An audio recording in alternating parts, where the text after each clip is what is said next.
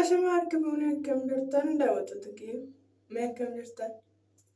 Fayyaan akkamii isin biraa nageenyi? Ana bira hedduu baay'ee gaariidha. Sanbata dhufeetan haay isiniin jedha. Mee akkam jirtanii? Fayyaan keessan?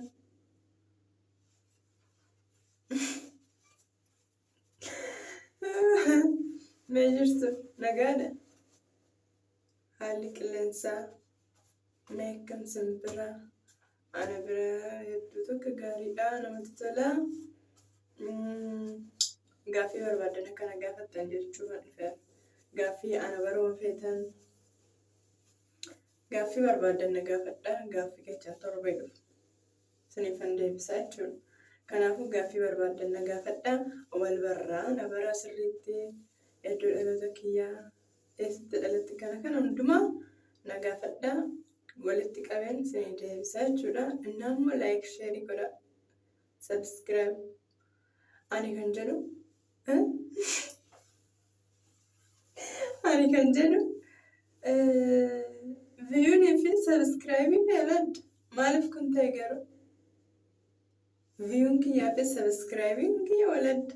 Viewun kiyya maybe 90-80 ምናምን yoo ta'u subscribing kana 20 irraa fudhata.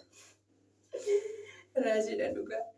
እና like share subscribe godhaati view kiyyaallee subscribe kiyyaallee guddisaa. Livizen afanam baay'een cinqama samoonii kana amma wanno Astramind jedhamu sana fattashee mokkore mataan kiyya akkatti na dhukkube dhugaa rabbi. Garuu seenuu hin dandeecha naan jedhe maaltu akka liivi seenu immoo na cinqe. Dadhabe dhugaa rabbi. Innaa isa simmaa Jamila dafnatti liivi seenitanii sin wajjin haasa'a. Liivi immoo baay'een jaaladha dhugaa dubbachuu fi baay'ee tokkoon jaaladha. Innaa maal godhan carraadha.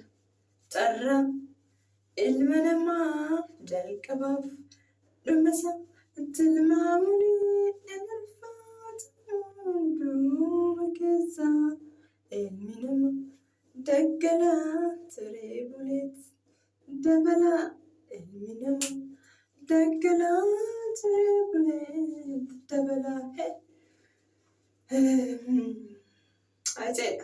Aceetu fallisee sirba aceeti baay'ee dasnaa jedha. Sini walliseera. Ani wallistuun taa'ee tanam utuun ta'e maaltu sitti dhaga'ama? Qeshtiidhaaf yoombii ajaa'ibaan wallistuu ta'uudhaaf maaltu tanqata?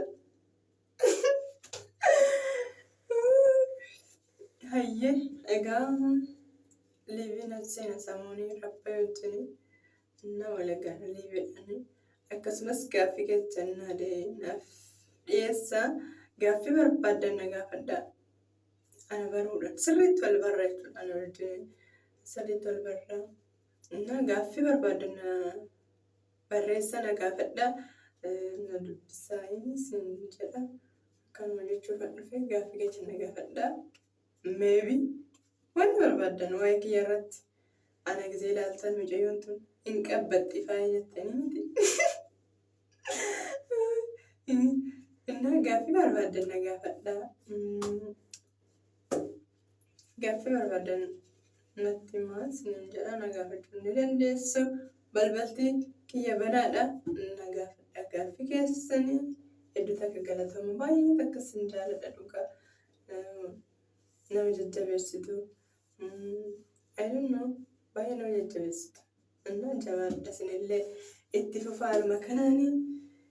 Kanuma isiniin jechuudhaaf dhufee asirratti xumuree waan sitti fakkaata. Innaa laayiviidhaan immoo dhufne baay'inaan waliin haasofnaa. Jabaadha jajjabeewwan koo. Footoo na kaafadhaa naaf ergachuun.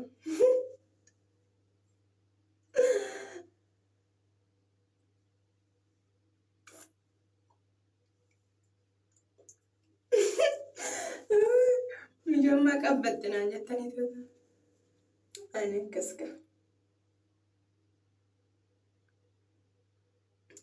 Of kaaseeraan illee.